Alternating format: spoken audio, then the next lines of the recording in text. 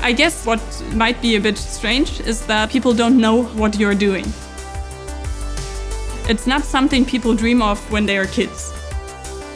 My name is Inga Seidler. I'm a PhD student at the Institute for Quantum Information, which is a joint institute between the RWTH Aachen and the Forschungszentrum Jülich. My project is building part of a quantum computer that is based on spin qubits. For this, we use semiconductors as a basis and try to confine electrons in this. In terms of quantum computing, the most difficult part basically is we're at the brink of going from something that's purely basic research to going to something that's going in an engineering direction. Meaning that I'm struggling with things where people simply do not know how it will work.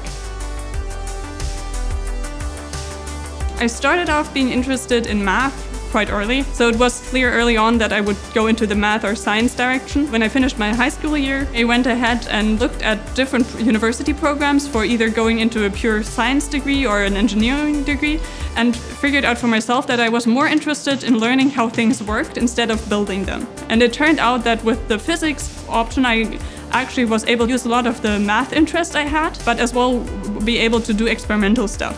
So to have different steps throughout the time to learn how things worked and to understand the universe a bit better.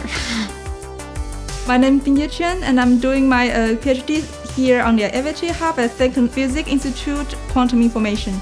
The biggest motivation here, I think, is very basic. You're confronted with something that you don't know and you actually want to solve it. And during the way to solving the problem, there's a lot of interesting things could happen. If you can find out the result, it's good. If it cannot, it's a little bit sad. However, there's some kind of challenging. If you can overcome it, it will be a lot of fun. I started off with doing an internship at the Forschungszentrum Jülich before I studied physics. I did not understand most of what I was doing, but it was interesting. I could see the people working and I could understand how I could be working in this field as well.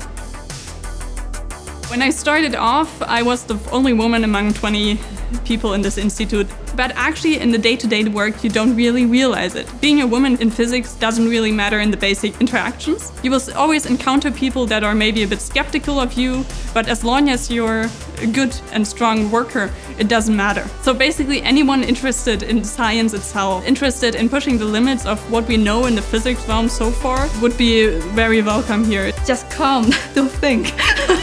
You will think a lot if you are coming.